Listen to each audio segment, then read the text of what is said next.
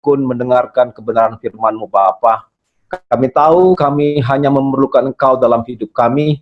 Kami memerlukan firman-Mu Bapa untuk mengubah cara berpikir kami, supaya kami pada satu kelak nanti, sebelum kami menutup mata, Engkau telah melihat kami berkenan di hadapan-Mu Bapa. Oleh karena itu perjuangan kami satu-satunya dalam hidup ini, bagaimana kami bisa memperbaiki hidup kami di hadapan-Mu, supaya kami layak menjadi anak-Mu Bapa. Pimpin kami dengan Roh-Mu yang kudus Bapa, supaya kami bisa mendengar suara-Mu. Di dalam nama Yesus Kristus kami berdoa, amin. Baik, Bapak-Bapak Ibu sekalian, ini adalah pertama sekali kita KKM bersama dengan saudara-saudaraku yang lain. Bapak Ibu sekalian, sudah menjadi suatu cara berpikir yang kita anggap sebagai suatu kebenaran, bahwa keselamatan kita itu tidak tergantung kepada kelakuan kita. Ya. Sejak kecil sudah tertanam pengertian ini, bahwa kelakuan baik tidak menyelamatkan. Ya. Kelakuan baik itu tidak menyelamatkan. Hanya Yesus yang bisa menyelamatkan, bukan perbuatan atau kelakuan sebaik apapun. Saya sangat setuju, dan kita semua harus setuju, ya, bahwa dasar dari keselamatan adalah kasih Allah di dalam Yesus Kristus, bukan perbuatan atau kelakuan manusia. Tetapi Bapak Ibu sekalian, pengertian ini memerlukan tambahan penjelasan, atau pengertian ini belum lengkap dan belum utuh. Nah, di sini kita harus belajar sungguh-sungguh hari ini. Bagaimana posisi kelakuan kita? Ya, bagaimana perbuatan kita, sikap hati kita, perangai kita, ya, setelah anugerah keselamatan di dalam Yesus 2000 tahun yang lalu. Ya, perhatikan baik. Apakah cukup dengan percaya saja bahwa Dia juru selamat tanpa memperbaiki kelakuan masing-masing kita, tanpa ada respon apapun untuk memperbaiki kelakuan? Atau perlukah kita memperbaiki kelakuan kita setelah kita mengenal anugerah kemurahan hati Tuhan di dalam Yesus Kristus? Apakah perlu kita memperbaiki kelakuan kita? Kalau saudara setuju bahwa kelakuan kita perlu diperbaiki sebagai orang percaya, supaya kita semakin dewasa di hadapan Kristus Yesus, maka bentuk atau jenis kelakuan yang bagaimana yang diharapkan Tuhan dari kita? Apakah memperbaiki kelakuan itu tidak menyalahi prinsip-prinsip sola gratia? Jadi Bapak Ibu sekalian, ada dua pertanyaan yang Bapak Ibu sekalian harus pahami. Pertama, setelah anugerah itu diberikan kepada kita, pertanyaan pertama, apakah perlu kita memperbaiki kelakuan kita? Apakah kita tidak perlu memperbaiki kelakuan kita? Apa cukup dengan percaya saja? Bapak Ibu sekalian, hari ini sebagai orang yang dewasa, yang ingin bertumbuh secara dewasa di hadapan Tuhan, seharusnya kita harus mulai memahami kebenaran-kebenaran ini, supaya kita bisa mengerti tujuan dan maksud Tuhan menyelamatkan hidup kita. Hari ini kita harus mengerti sebenarnya apa itu arti selamat itu sendiri. Arti selamat itu sendiri bukan hanya terhindar atau terbebas dari neraka.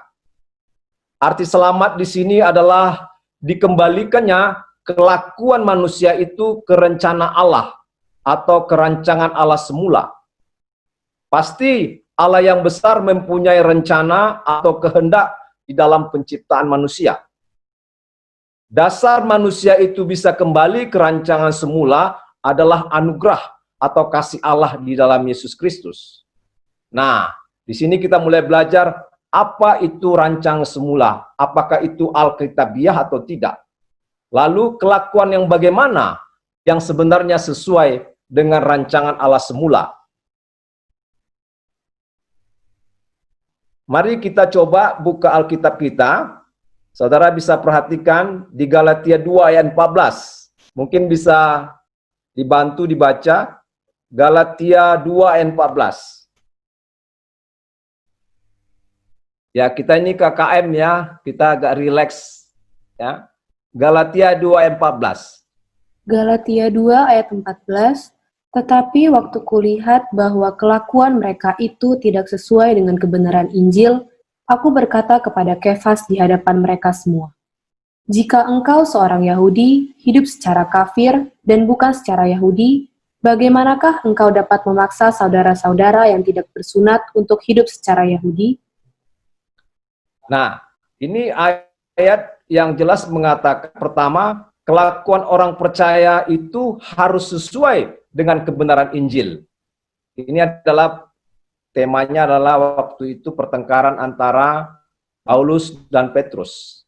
Nah, di Galatia 2:14 ini, saudara perhatikan kalimat kelakuan mereka itu tidak sesuai dengan kebenaran Injil. Ya. Nah, sebenarnya kita mulai bertanya ini, sebenarnya kelakuan yang bagaimana yang sesuai dengan kebenaran Injil. Ya. Kemudian coba dibuka lagi Kolose 3 ayat 9 sampai 10. Kolose 3 ayat 9 sampai 10. Kolose 3 ayat 9 sampai 10, jangan lagi kamu saling mendustai, karena kamu telah menanggalkan manusia lama serta kelakuannya, dan telah mengenakan manusia baru yang terus-menerus diperbaharui untuk memperoleh pengetahuan yang benar menurut gambar kaliknya. Bapak Ibu sekalian, Kolose 3 ayat 9-10 ini jelas mengatakan orang percaya harus menanggalkan kelakuan manusia lamanya. Ya, tadi dikatakan di Galatia dikatakan kelakuan orang percaya itu harus sesuai dengan kebenaran Injil. Yang kedua dikatakan orang percaya harus menanggalkan kelakuan manusia lamanya. Nah, coba dibuka lagi 2 Timotius 3 ayat 16. 2 Timotius 3 ayat 16.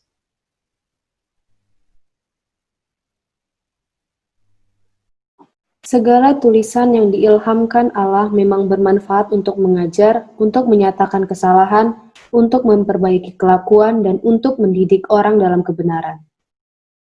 Nah, Bapak Ibu sekalian perhatikan bahwa Injil itu memperbaiki kelakuan orang percaya. Ya. Jadi kita harus sepakat di sini bahwa memang kita tidak cukup menjadi orang percaya saja. Tetapi Tuhan menghendaki supaya kelakuan kita itu berubah. Supaya kelakuan kita itu sesuai dengan kebenaran Injil. Kita harus menanggalkan kelakuan kita yang lama. Bahkan di 2 Timotius 3 ayat 16 dikatakan Injil memperbaiki kelakuan orang. Nah, coba lagi ini 1 Petrus 3 ayat 1 sampai 2. 1 Petrus 3 ayat 1 Petrus 3 1 sampai 2. Demikian juga kamu, hai istri-istri, tunduklah kepada suamimu, supaya jika ada di antara mereka yang tidak taat kepada firman, mereka juga tanpa perkataan dimenangkan oleh kelakuan istrinya. Jika mereka melihat bagaimana murni dan salehnya hidup istri mereka itu.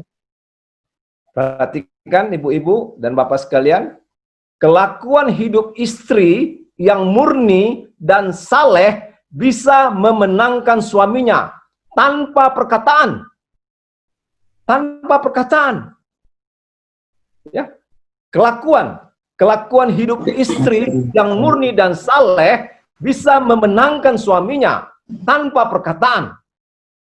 Jadi jelas Bapak Ibu sekalian bahwa Tuhan menghendaki orang percaya harus menanggalkan kelakuannya yang lama.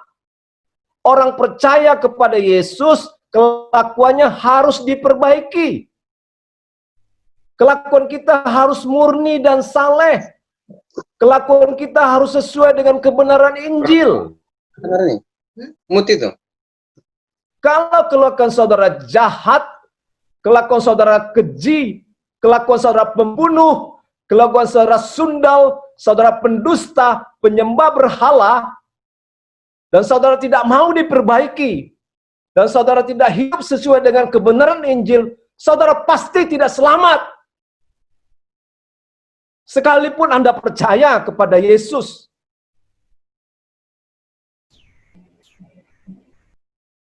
Sekalipun saudara percaya. Wahyu 1 ayat 8, tetapi orang penakut, orang-orang yang tidak percaya, orang-orang yang kelakuannya keji, orang yang kelakuannya sebagai pembunuh, sundal, tukang sihir, penyembah berhala, pendusta, mendapat bagian mereka di dalam lautan yang menyala-nyala oleh api dan belerang. Ini kebenaran firman Tuhan mengatakan jelas bahwa sebagai orang yang percaya, saudara dan saya dituntut untuk memperbaiki kelakuan kita.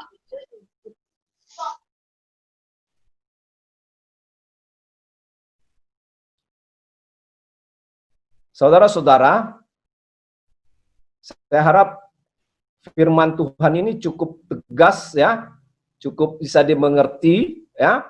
Cukup bisa dimengerti bahwa Allah menghendaki kelakuan kita itu diperbaiki. Ya, anugerah keselamatan di dalam Yesus Kristus itu, ya, percaya itu tidak cukup hanya sebatas percaya di dalam pikiran kita. Percaya itu adalah tindakan. Tindakan apa? Tindakan memperbaiki kelakuan.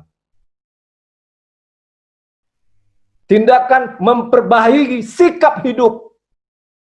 Tindakan memperbaiki perangai, kelakuan, pangalaho. Itu bukti bahwa kita orang percaya, bahwa kita firman Tuhan menghendaki kita berubah. Siapapun kita, baik saya, ya, pengurus jemaat, siapapun kita yang hadir di sini, Allah menghendaki sebagai orang yang percaya kepada Yesus harus hidup dengan kelakuan yang berstandar Injil, sesuai dengan kebenaran Injil.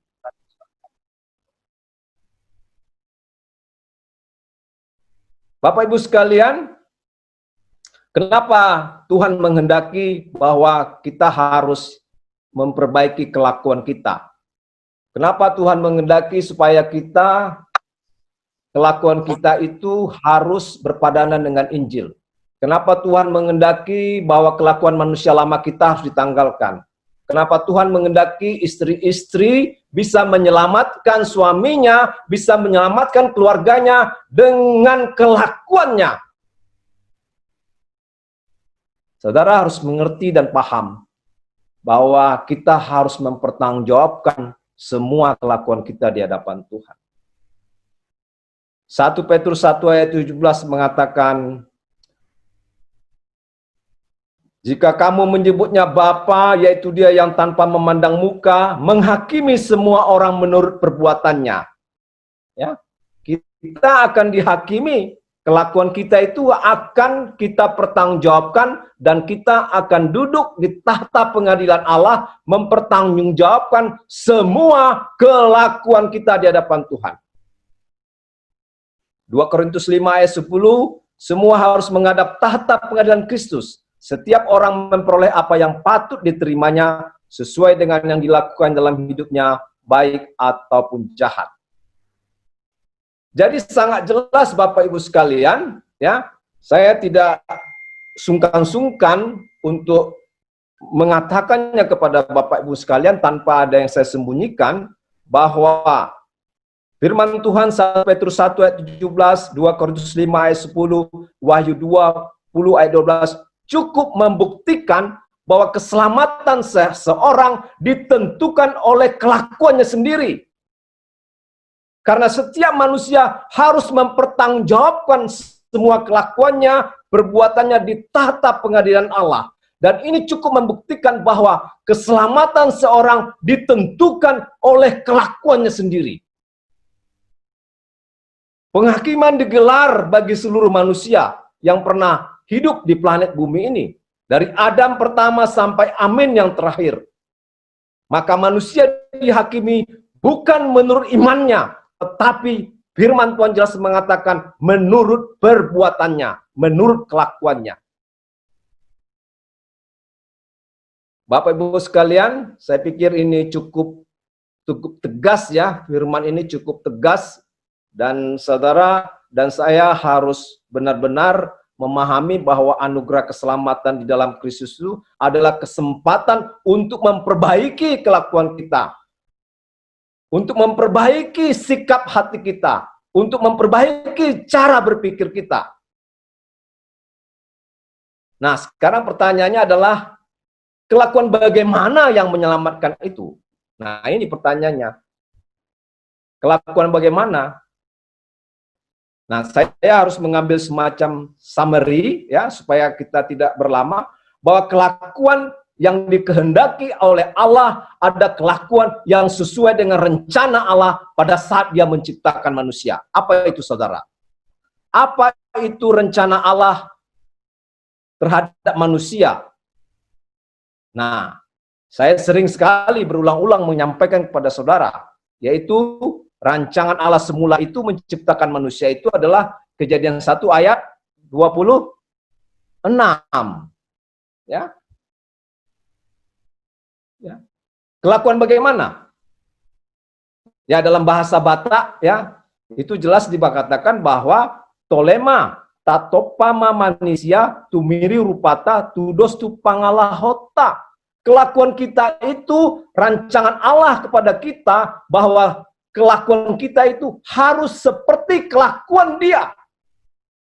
Ya, kalau Yosef itu anak saya, anak dari Pak Alen dengan Ibu Vera, pasti kelakuannya itu harus sama lah ya. Nggak mungkin jauh ya. Nggak mungkin jauh kelakuannya dari orang tuanya. Ya, nggak mungkin jauh, saudara. Nah, rancangan Allah terhadap kita itu seperti itu. Dia menciptakan kita segambar dengan Dia, dan kelakuan kita harus sama seperti Dia, karena Dia adalah Bapa kita. Ya, kalau dalam bahasa Karo itu hampir sama. Nina dibata genduri si jadikanlah manusia si sentudu ras tempasta si menam seri ras kita. Jelas, saudara? Nah, ini rancangan Allah menciptakan kita supaya kelakuan kita itu seperti Dia. Dan rancangan ini mutlak, saudara, mutlak, absolut. Dan ini menjadi seperti hukum yang ada di dalam diri Allah. Ya, ada order atau tataran dalam diri Allah, bahwa Allah menghendaki kelakuan manusia yang diciptakannya itu seperti dirinya. Tetapi, saudara, perhatikan ini baik-baik. Tetapi Allah tidak menentukan bentuk kelakuan itu. Allah menghendaki, tetapi Allah tidak menentukan. Allah menghendaki kita segambar dan serupa dengan Dia, tetapi Allah tidak menentukan kita segambar dan serupa dengan Dia. Fragmen di Taman Eden jelas menunjukkan bahwa Allah menghendaki supaya manusia memiliki kelakuan seperti dirinya dengan cara mengasuh pohon kehidupan. Tetapi Allah tidak menentukan manusia itu mengasuh pohon kehidupan, dan manusialah yang menentukan nasibnya dengan memilih mengasuh pohon pengetahuan yang baik dan jahat yang tidak dikehendaki oleh Allah atau yang dilarang oleh Allah. Allah menghendaki supaya kita memiliki gambar dan rupa Dia. Tapi fragmen di Taman Eden menunjukkan bahwa Allah tidak menentukan apakah manusia itu menjadi serupa dengan Dia atau tidak. Manusia yang menentukan. Ya, kenapa bisa begitu? Kenapa bisa? Kenapa tidak Allah saja yang menentukan segalanya? Tidak, saudara. Ini keagungan, ada kehendak bebas yang diberikan kepada kita, ya, supaya kita memiliki kesempatan untuk menjadi serupa dengan Dia. Ini keagungan banget, saudara. Ini adalah kemuliaan yang diberikan kepada manusia yang mana manusia juga harus mempertanggungjawabkan itu. Allah itu mulia, saudara. Jika manusia diciptakan segambar dan serupa dengan Dia, itu artinya Allah menghendaki kelakuan manusia itu mulia seperti dirinya. Dan harus manusia mencapai kelakuan yang mulia itu, karena Dia itu mulia. Karena manusia diciptakan untuk kemuliaannya. Yesaya 43 ayat 7, semua orang yang disebutkan dalam namaku, yang kuciptakan untuk kemuliaanku, yang kubentuk dan yang kujadikan. Jadi kalau saudara itu bisa menjadi kelakuan saudara itu sama seperti Dia, yang dimuliakan itu Tuhan yang menciptakan itu. Tapi kalau kelakuan saudara buruk, saudara tidak benar, maka saudara tidak bisa memuliakan Allah, karena Allah itu mulia, Allah itu kudus. Sehingga kelakuan kita juga harus seperti kelakuan daripada Bapa yang di surga, saudara. Nah, fragmen di Taman Eden ini membuktikan bahwa ada peran dan tanggung jawab kita sebagai orang percaya, karena di dalam diri kita ini ada kehendak bebas. Jadi manusialah yang menentukan apakah kelakuannya itu mau serupa dengan Allah, mau serupa dengan penciptakannya, atau serupa dengan yang lain. Ya, jadi pohon pengetahuan yang baik dan jahat serta pohon kehidupan itu adalah figuratif, saudara. Kalau manusia mau mengikuti apa yang dikehendaki Allah dan tidak mengikuti apa yang dilarang Allah, maka manusia itu akan mencapai kemuliaan Allah. Dengan manusia mengkonsumsi pohon kehidupan, manusia akan hidup. Tetapi kalau manusia mengkonsumsi pohon pengetahuan yang baik dan jahat, maka manusia itu mati. Mati, saudara. Mati. Ya, jadi kitalah yang menentukan kelakuan kita. Allah menghendaki, tetapi kita yang menentukan. Itu dahsyat, saudara. Itu luar biasa, ya. Ya, nanti kita sambung lagi, ya, karena ini sudah tinggal berapa menit, ya. Kita akan lanjutkan lagi dengan Zoom yang sama, ya. Saya harap saudara bisa mengerti dulu, paham dulu di sini. Nanti kalau ada pertanyaan, kita bisa sambung lagi, ya. Tapi untuk sementara kita off-kan dulu, ya, supaya nanti kita lanjutkan lagi. Kita kembali dengan Zoom yang sama, ya. Oke? Itu adalah rancangan yang begitu mulia, saudara. Segambar dan serupa dengan dirinya sendiri. Kita diciptakan itu segambar dan serupa dengan dirinya sendiri. Kelakuan kita itu harus seperti kelakuan Bapa kita. Tumiru rupata tudus tupangalahota. Jadi kita tidak punya alasan, sekalipun kita percaya kepada Tuhan, tetapi kalau kelakuan kita tidak seperti Bapa kita, kita tidak dikenal oleh Bapa kita. Bapa hanya mengenal anak yang kelakuannya seperti bapanya. Anugerah keselamatan di dalam Kristus Yesus itu, ya, itu adalah kesempatan bagi kita untuk memperbaiki kelakuan kita. Dan untuk memperbaiki kelakuan kita ini, itu menjadi tanggung jawab kita, ya. Bukan tanggung jawab orang lain, bukan menjadi tanggung jawab pendeta, bukan menjadi tanggung jawab orang tua, ya. Ini anak-anak yang lihat ini, yang ikut Zoom hari ini harus paham bahwa kalian adalah anak-anak yang sudah mulai bertanggung jawab, mengambil peran tanggung jawab masing-masing. Ya. Kalau waktu masih kecil, kalian mungkin merasakan bahwa orang tua kalian itu hidup untuk kalian sepenuhnya. Apa yang kalian minta itu bisa dipenuhi oleh orang tua. Tetapi seiring dengan semakin dewasa, kalian mungkin harus berpikir, apa yang bisa menyenangkan hati orang tuaku? Apa yang membuat orang tuaku tersenyum? Bukan hanya menggerogoti apa yang ada dalam diri orang tua, tetapi mulai memikirkan Nah, itu itu artinya saudara percaya kepada orang tua, saudara harus memperbaiki kelakuanmu. Ya, harus memperbaiki kelakuan sebagai bukti bahwa saudara adalah manusia atau anak yang bertanggung jawab kepada orang tua. Bukan hanya menuntut, bukan hanya meminta. Demikian juga kita di hadapan Bapa di surga. Kalau kita mau bertumbuh terus menjadi orang yang dewasa rohani, kita bertanya kepada Bapa, Bapa, Engkau telah menganugerahkan putramu Yesus Kristus untuk menyelamatkan diriku. Sekarang bagian apa dalam hidupku yang bisa menyenangkan hatimu? Ya. Nah, saudara bisa mengevaluasi, mengintrospeksi kelakuanmu di hadapan Tuhan. Ya. Jadi Bapa menghendaki kelakuan kita itu seperti dirinya. Dan itu menjadi tanggung jawab manusia. Ya. Harus menjadi tanggung jawab kita untuk memperbaiki kelakuan kita yang buruk. Jadi bukan Allah yang menentukan kelakuanmu. Yang sama artinya bukan Allah yang menentukan sebagian orang selamat, lalu sebagian orang ditentukan tidak selamat. Tidak, saudara. Sama sekali tidak. Engkau yang menentukan nasib kekalmu. Karena anugerah itu membawa kita kepada suatu kesempatan bagaimana kita bisa menyenangkan hati Tuhan. Jadi kita diberi ruang atau dinamika kebebasan untuk menentukan kelakuan kita.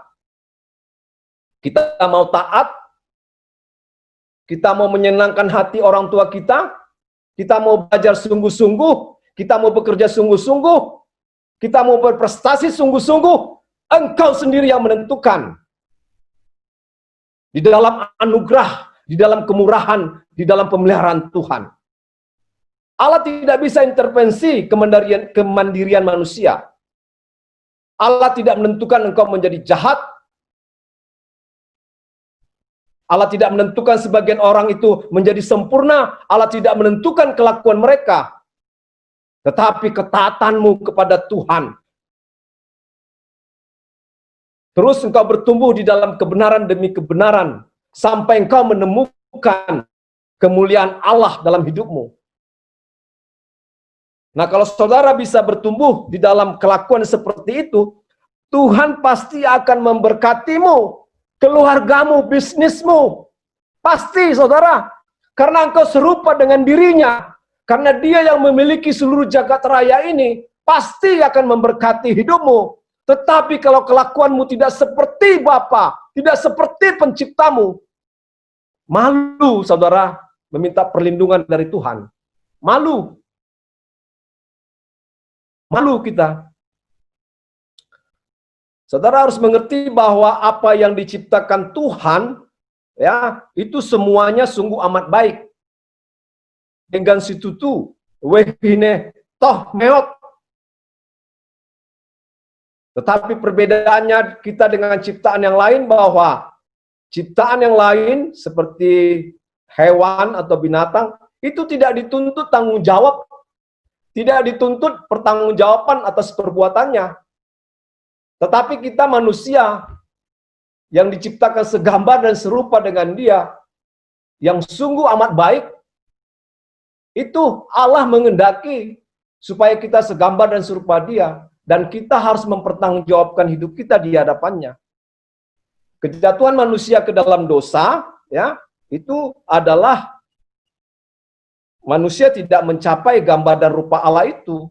Artinya kelakuan manusia itu tidak seperti yang Allah kehendaki. Manusia kehilangan kemuliaan Allah dan bumi terkutuk. Nah, karena bumi terkutuk, maka Allah menciptakan bumi yang baru, langit yang baru. Tetapi manusia yang akan menghuni di langit baru dan bumi yang baru itu adalah manusia yang berdosa yang sudah diperbaiki kelakuannya. Yang sudah diperbaiki karakternya. Yang sudah diperbaiki perangainya. Yang diperbaiki kelakuannya menjadi seperti dirinya, seperti rencananya, seperti kehendaknya semula. Nah, kitalah saudara yang memiliki kesempatan itu. Saudara dan saya lah yang memiliki kesempatan itu. Tetapi saya harapkan saudara tidak menyia-nyiakan kesempatan ini untuk memperbaiki kelakuanmu, sikapmu. Coba evaluasi masing-masing bagaimana sikapmu terhadap pasanganmu, bagaimana sikapmu terhadap orang tuamu, mertuamu. Coba perhatikan saudara. Coba evaluasi dirimu di hadapan Tuhan. Apakah kelakuanmu itu sudah seperti kelakuan Bapa? Apakah kelakuanmu sudah seperti apa yang dikehendakinya? Jadi saudara-saudara sekalian, ya, saudara sekalian, bahwa kita bisa menarik suatu kesimpulan bahwa keselamatan di dalam Yesus Kristus itu bertujuan ya supaya kita bisa memperbaiki kelakuan kita, saudara. Ya, kita bisa memperbaiki kelakuan kita. Ya, kelakuan. Nah, saudara kalau sering mendengar khotbah Pak Eras, pasti saudara akan sering mendengar supaya kita itu hidup berkenan di hadapan Tuhan. Itu kelakuan saudara. Berkodrat ilahi, itu kelakuan saudara. Mengambil bagian dalam kekudusan Allah, itu kelakuan saudara. Sempurna seperti Bapa, serupa dengan Yesus. Itu kelakuan yang mulia. Standar yang layak menjadi anggota keluarga kerajaan Allah. Saudara harus bayangkan, ya, tidak mungkin surga itu dihuni dengan kelakuan seperti saya saat ini, saudara. Saya berani mengatakan itu, karena saya sedang berjuang memperbaiki kelakuan saya. Saudara tahu kelakuan saya yang tidak disukai Tuhan? Ya. Saudara evaluasi. Ya. Apa saudara? Saya masih terikat dengan mamon. Padahal saudara harus tahu, mamon itu tidak jujur. Tetapi saya terikat dengan itu, saudara. Dan banyak lagi kelakuan-kelakuan saya yang harus saya perbaiki, yang saudara harus mengikuti juga apa yang saya lakukan, yaitu memperbaiki kelakuan kita. Bagaimana kelakuan kita kepada orang tua kita, kepada saudara kita, pada mertua kita, pada anak kita. Aduh saudara, kalau saudara tidak akan menyesal mengikuti pengajaran ini saudara. Ini tidak sesat saudara. Ini murni Injil yang menghendaki supaya kita memperbaiki kelakuan kita. Supaya kembali ke rancangan semula. Inilah bentuk kita menghormati kemurahan anugerah di dalam Yesus Kristus.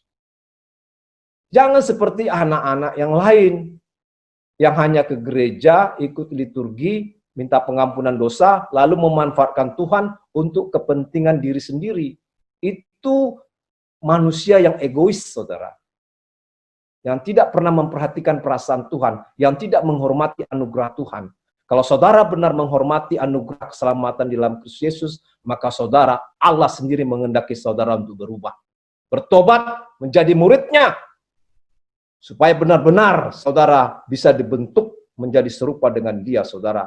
Supaya saudara suatu kelak nanti menutup mata, Allah mengenal, ini anakku, ini anakku, ini aku berkenan kepadanya. Karena selama dia menumpang di bumi, dia melakukan apa yang aku suka. Dia menyenangkan hatiku.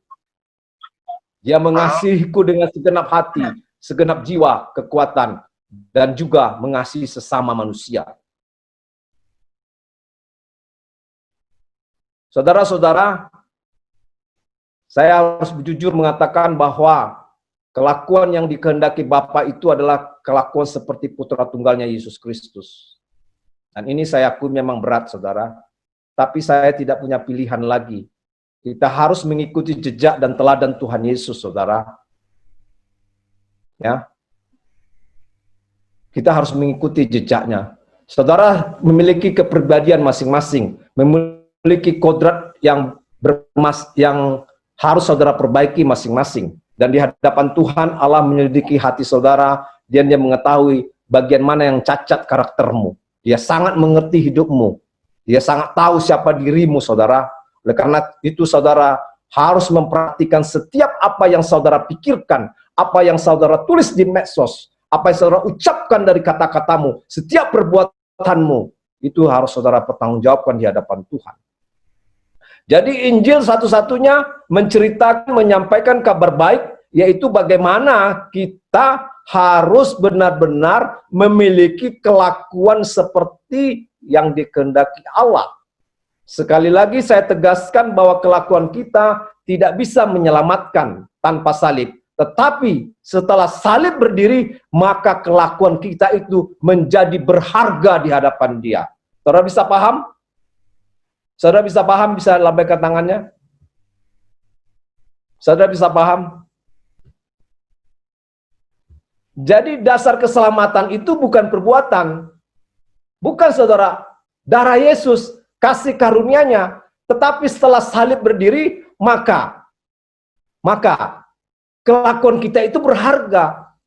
Kelakuan yang menyenangkan hati Tuhan, mengasihi sesama manusia, mengasihi orang tua, mengasihi saudara, tidak ada kebencian, tidak ada dendam, saling mengasihi, itu berharga di hadapan Tuhan. Itu ciri-ciri anak Allah. Tidak membalas kejahatan dengan kejahatan. Aduh, saudara, kalau saya tahu kebenaran ini dulu, mungkin saya lebih banyak untuk bisa mengubah orang, ya, seperti Pak Eras sampaikan. Tetapi tidak ada yang terlambat, saudara. Kita semua harus benar-benar berjuang untuk hidup berkenan di hadapan Tuhan. Karena memang fokus agenda kita satu-satunya di muka bumi ini adalah bagaimana kita memiliki kelakuan seperti Yesus, saudara. Dan ini tidak mudah. Nah, di dalam anugerah, bagaimana kita benar-benar ingin berjuang menjadi berkenan di hadapannya, Tuhan memperlengkapi Injilnya. Yang tadi di depan kita sudah belajar bagaimana Injil menghendaki kita mengalami perubahan kelakuan, saudara. Dan Allah bekerja dalam segala sesuatu untuk mendatangkan kebaikan bagi orang yang mengasihinya. Jadi hari ini kita sudah belajar tentang bagaimana Bapak Ibu sekalian dan adik-anakku sekalian, supaya kalian benar-benar berjuang untuk hidup berkenan di hadapan Tuhan. Ya. Kalau kita memiliki kelakuan seperti yang dikehendaki Bapa, tidak mungkin kita melukai sesama manusia. Tidak mungkin kita munafik, tidak mungkin kita tidak tulus. Tetapi kalau dasar perbuatan baik kita itu berdasarkan etika umum, berdasarkan hukum-hukum, syariat-syariat agama, maka perbuatan baik kita itu penuh dengan motivasi, penuh dengan intrik, penuh dengan kelicikan, dan penuh dengan kemunafikan. Dan saya bisa memahami ini, dan saya harapkan saudara dengan belajar kebenaran, nanti hati nurani saudara akan bisa membedakan itu. Perbuatan baik yang saudara lakukan itu motivasinya apa, saudara bisa memperhatikan satu persatu hidup saudara. Jadi Bapak Ibu sekalian, khususnya kepada pencinta suara kebenaran, ini adalah suatu yang sangat realistis, saudara. Mungkin ada di antara saudara berpikir begini, aduh Pak, bagaimana sih rancangan semula kelakuan, ini masalah perut saya belum selesai Pak. Ini masalah anak saya belum selesai Pak. Bagaimana saya bisa menjadi serupa dengan Yesus Pak? Saya masih sibuk bekerja, banyak masalah, suami saya yang belum benar, istri saya yang judes, mertua saya yang judes, dan sebagainya, banyak persoalan, kondisi yang tidak menguntungkan, pekerjaan dan sebagainya, kesusahan, jodoh dan sebagainya. Bagaimana bisa kembali ke rancangan semula? Yang realistis dong Pak. Ya. Saya harus mengatakan dengan saudara, ini sangat realistis saudara. Ini sangat realistis. Kalau kelakuan saudara membukakan hati Tuhan, menyenangkan hati Tuhan. Kalau kelakuan serupa dengan yang dikehendaki oleh Bapa di surga, maka sesungguhnya engkau telah menyelamatkan dirimu di hadapan Tuhan. Engkau telah menyelamatkan keluargamu, suamimu, anakmu di hadapan Tuhan. Engkau menyelamatkan bisnismu, studimu, pekerjaanmu di hadapan Tuhan. Tetapi jika engkau tidak berkelakuan seperti Sang Pencipta, maka engkau tidak berhak mendapat perlindungan. Engkau tidak berhak mendapat penyertaan daripada Tuhan. Panggilan untuk memperbaiki kelakuan itu adalah panggilan yang mulia, saudara. Panggilan untuk bertobat, untuk berubah, untuk terus belajar sampai suatu saat saudara bisa bersentuhan dengan Tuhan.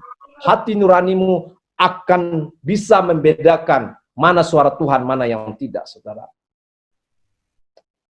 Ya, Bapak Ibu sekalian, saya harap saudara bisa memahami ini.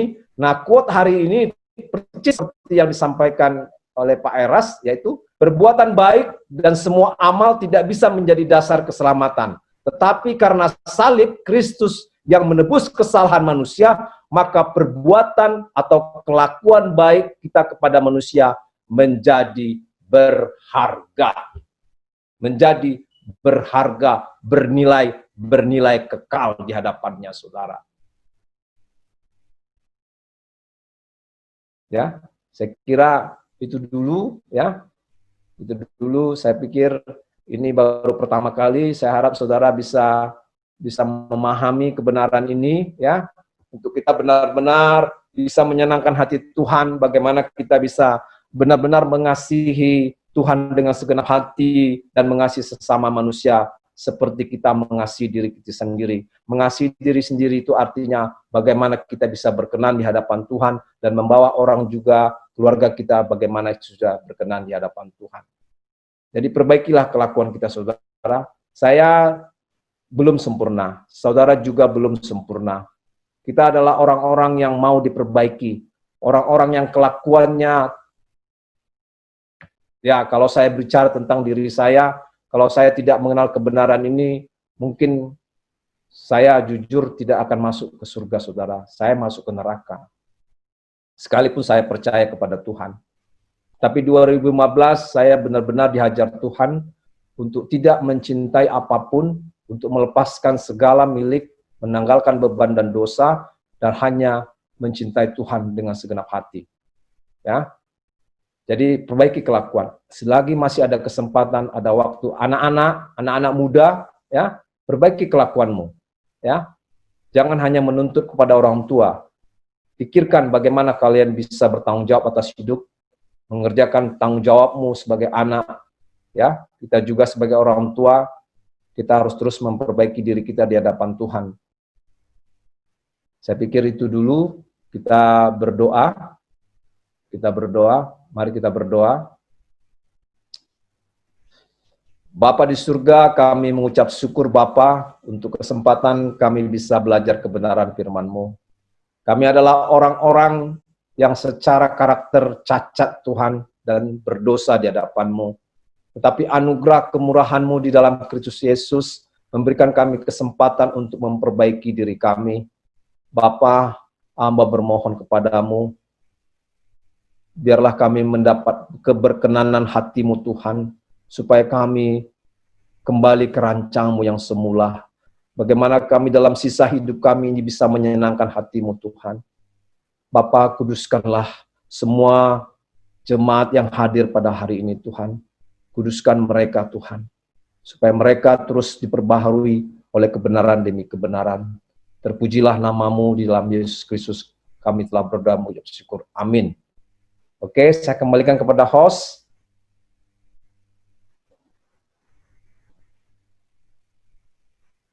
Silakan. Terima kasih Bapak Gembala. Kita jemaat Metanoia, GSK Metanoia sudah sangat rindu untuk mendengarkan suara Gembala kita. Sesudah COVID, ini mungkin adalah pertemuan yang kedua melalui Zoom meeting. Memang mungkin secara langsung fisik ada beberapa di antara kita yang bertemu. Tetapi setelah saya lihat di layar kita ini lebih banyak yang belum pernah bertemu ya. Tapi tidak, kita tetap mengucap syukur. Semua kesempatan bisa dipakai Tuhan untuk membentuk kita. COVID bisa menemukan berhala kita di mana. Apa yang menjadi kebahagiaan kita, apa yang paling membuat kita kecewa, kita bisa menemukan berhala kita pada masa COVID. Sehingga ketika selesai COVID nanti, kita menjadi manusia baru, Dan jikalaupun pandemi COVID tidak berlalu, bila pun tiba hari terakhir kita, Tuhan mendapati kita adalah salah satu yang berkenan di hadapan Tuhan. Ini menjadi kesempatan emas dan kita bersyukur. Hari ini saya persilakan buat Pak Gembala untuk bersaparia nih buat sama semua kita, Pak. Pak Gembala mungkin bisa lihat kita Pak Gembala, atau di sini ada juga pejabat kita. Ya, silakan Pak. Mungkin Pak Gembala yang sapa ya, baru memanggil supaya tidak terbentur. Pak Gembala memanggil karena di sini juga ada jemaat GSKI Metanoia, ada juga keluarga. Jadi silakan Pak Gem, yang mana yang mau Bapak sapa.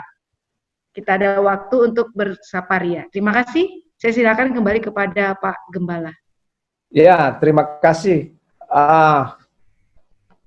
Kita sebenarnya sudah sangat merindukan pertemuan ya. Saya juga sudah rindu dengan Pak Turnip ini yang jauh ini. Pak Turnip. Pak Munte. Halo Pak Munte. Halo Pak Munte. Iya. Pak Sanipar ini makin gemuk ini kuliah, Pak Tambunan. Makin gemuk saya lihat. Makin gemuk ya. Oke lah, oke. Gimana? Iya, iya. Halo, Pak Marco Polo. Pak Syanturi.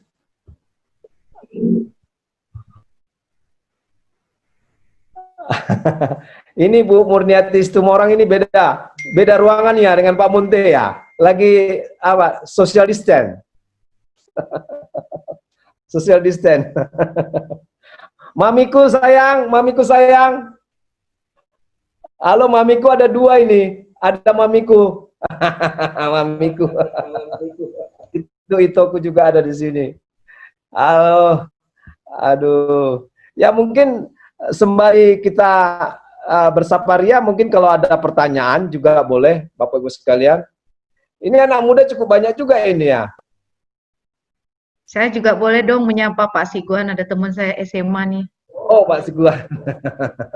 Halo Pak Guan. Halo, halo. Gimana nih, Pak Guan? Halo, gimana Pak Guan? Di rumah. Kayaknya kita mau dengar Pak Siguan nih dulu ini. Kalau enggak ini udah jauh ini. Oh ya, Pak. Mau dengar apanya nih? Pak Guan. Sharing lah Pak. Mau dengar apanya nih, Bu Vera? Pak Siguan, berikanlah sedikit share bagi kami bagaimana menghadapi COVID dan bagaimana kita diberkati dengan live streaming yang hampir nyaris setiap hari diberikan oleh Bapak Sinode kita, pimpinan Sinode. Kalau saya sih kan karena saya pakai masker ini ya, meskipun di rumah pakai masker, karena di lokasi kerja saya kan itu ada juga beberapa karyawan yang ada reaktif dan positif. Jadi saya harus jaga juga lah kondisi di rumah. Jadi makanya saya pakai masker juga di rumah, gitu. Jadi selama COVID ini kan memang Pak Eros kan banyak sekali video-video pengajarannya, begitu ya. Jadi kalau saya lihat itu sih sangat membantu lah, sangat membantu anak-anak Tuhan yang mau belajar. Cuma kalau bagi kita yang juga bekerja setiap hari juga mungkin nggak bisa ikuti semuanya, Bu. Mungkin hari-hari tertentu saja, begitu. Terima kasih Bapak. Mungkin di sini kita ada juga pejabat kita, yaitu Pak Syanturi ada, dan juga Pak Marco, Pak Tambunan, dan juga Pak Turnip. Mungkin bisa memberikan dua patah kata Pak, sekalian menyapa semua jemaat kita. Mungkin yang pertama sekali saya berikan kepada Pak Syanturi ya Pak. Silakan Pak Syanturi.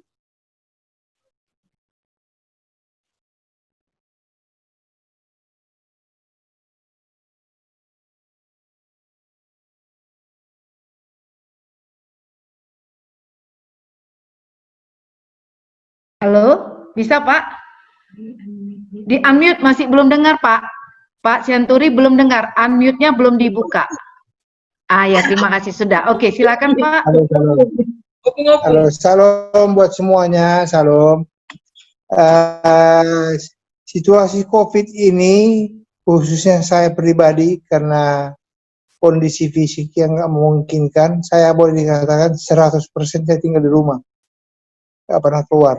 Jadi saya banyak bersosialisasi dengan Pak Eras. Jadi pagi saya dengar khotbah dia, saya dengar baca, pokoknya semua deh. Sampai setiap hari sore itu nggak ada yang pernah saya lewatkan. Jadi itulah yang saya dapatkan, karena apapun namanya, pembenahan karakter itu perlu. Ya, itu karena apapun namanya, pembenahan karakter itu bicara tentang kelakuan. Ya, itu tentang kelakuan. Jadi karakter itu kelakuan. Itu yang harus kita pahami, kita mengerti setiap hari untuk kita benahi. Saya pikir itu yang paling penting. Pesan saya, nanti ada waktu yang indah, ada waktu yang baik, saya bisa lebih banyak lagi untuk bicara, supaya ada kesempatan bagi yang lain. Salam. Shalom. Terima kasih Pak Sianturi. Kami berikan langsung kepada Pak Tambunan. Pak Marco. Sesudah itu nanti Pak Turnip, baru kita akan menyelesaikan ibadah kita.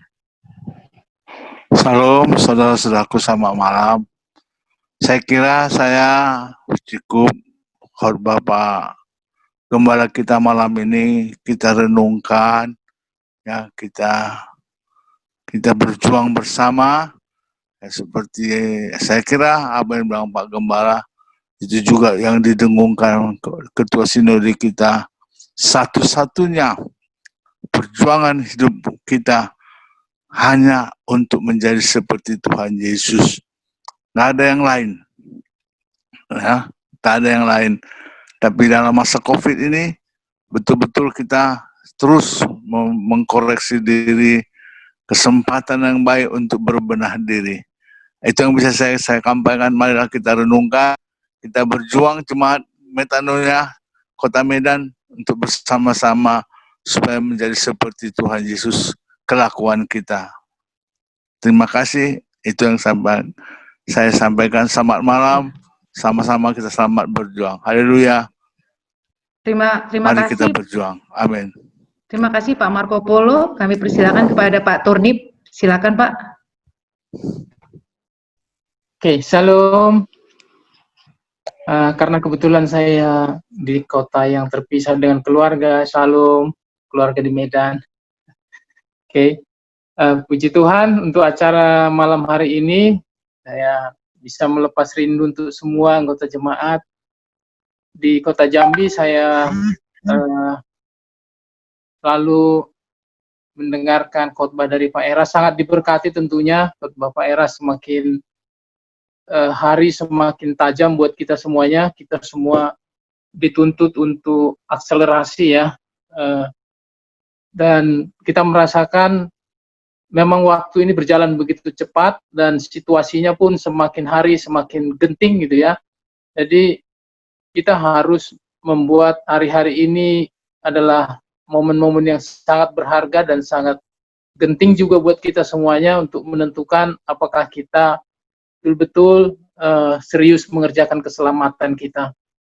Keselamatan yang Tuhan sudah anugerahkan bagi kita semua. Dan memang ini adalah kondisi yang memaksa kita juga untuk bisa semakin fokus gitu ya. Dan buat malam hari ini juga kita sangat diberkati oleh pemberitaan firman Tuhan, khususnya buat tema kelakuan, mungkin untuk bisa menambah mendorong kita untuk memperhatikan kelakuan kita. Kita bisa juga menyatakan bahwa kelakuan adalah bukti dari iman gitu ya. Perubahan kelakuan kita adalah bukti bahwa kita percaya kepada Tuhan. Jadi kalau kita menyatakan kita beriman, kita menyatakan kita percaya, kalau kita tidak merubah kelakuan kita, itu sama dengan iman yang kosong, sama dengan percaya yang kosong. Mungkin itu dari saya. Terima kasih Bu Gembala, Tuhan memberkati. Terima kasih buat saya ya Pak Gem. Nyapa Doha, abang saya. Ya silakan. Doha. Coba biar dikenal oleh abang. Mana abang? Abang mana? Ya, kebetulan baru pergi kerja Pengaribuannya. Oh. Jadi kami istri sama anak yang mengikutinya sampai habis. Soalnya dia tadi jam 5 di sini, berarti di sana jam 9 malam harus berangkat kerja sore. Oke, kita akan mengakhiri ibadah kita. Waktu kita tinggal 3 menit lagi. Kita hanya menyanyikan satu bait.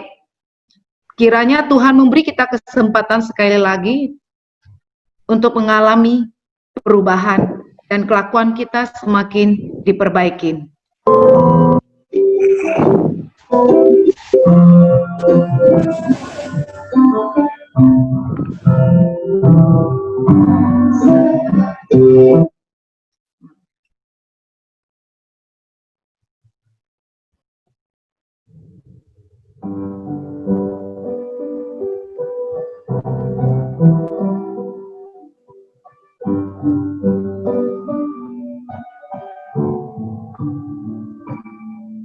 Bila selama ini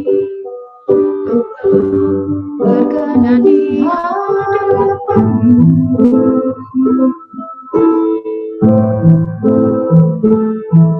tak kulakukan kehendakmu, tak kulalui rencanamu.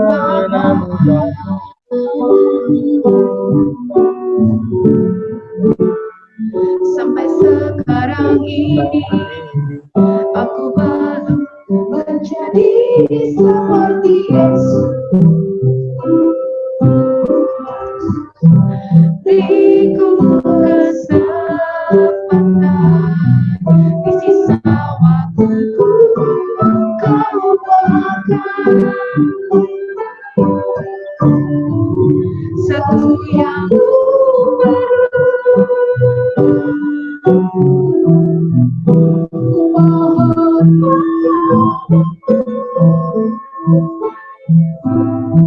sempurna seperti apa, serupa dengan Yesus teladanku, dan balikku berkenan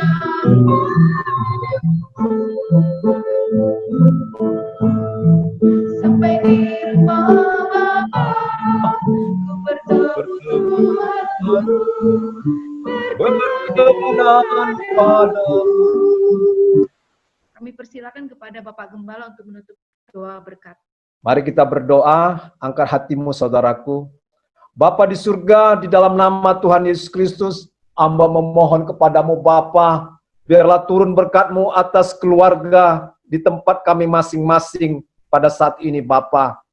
Biarlah kasih kemurahan Bapa di dalam Yesus Kristus dan persekutuan Roh Kudus yang tidak akan henti-hentinya memberkati saudara, melindungi saudara dari segala yang jahat, melindungi saudara dari segala wabah, memberkati keluargamu di dalam nama Tuhan Yesus Kristus. Haleluya. Amin. Amin saudara. Amin. Amin. Amin. See you. Amin. Terima kasih Pak Gembala. Terima kasih. Terima kasih buat semuanya. Terima kasih. Shalom. Halo. Sampai berjumpa sampai Terima kasih selanjutnya. semua. Bye.